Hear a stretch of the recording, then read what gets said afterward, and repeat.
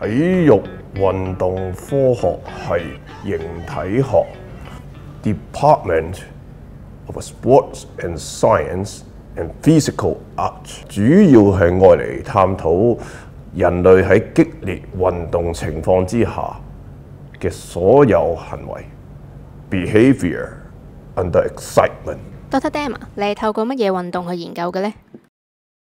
基本上係透過所有類型嘅運動嘅，因為我哋發現喺唔同嘅運動情況之下，運動員有唔同嘅行為同埋習慣 habituations。咁當喺呢啲行為習慣情況之下，佢哋可以表露到佢哋嘅 conditions and mentality。Doctor， 可唔可以俾啲例子啊？好似踢足球咁啦，好多時好多球員好中意插水嘅，我會 call it dive。但係好多情況之下，其實 it doesn't make sense at all。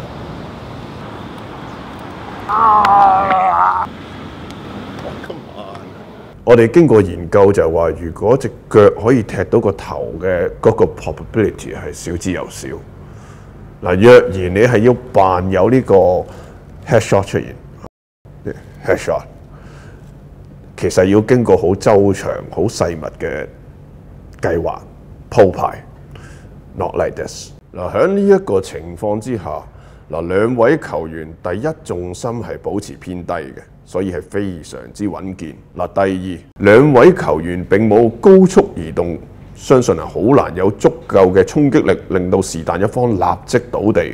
第三，以腳嘅長度基本上冇可能踢到個頭。under 以下3個 circumstance， 球證基本上可以話係毫無疑問 ，no doubt， 肯定係插水。長期插水嘅球員咧，會有一種 habituation， 有一種習慣，就係不停向前跳躍同埋打關鬥啦。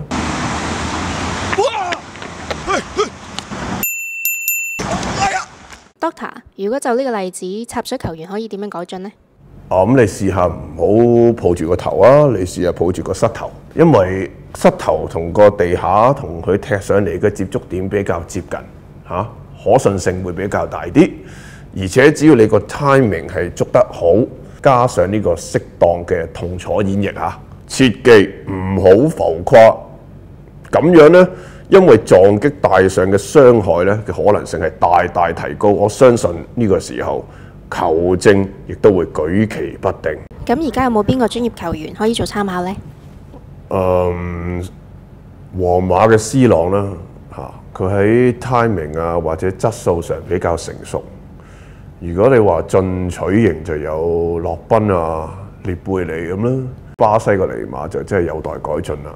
有一個我反而想提嘅就係車仔嘅大衛雷斯就冇乜呢個專業態度插緊水笑。唔該晒 Doctor， 最後都想問下 Dr. Dam 啦，今屆世界盃你又睇到邊隊呢？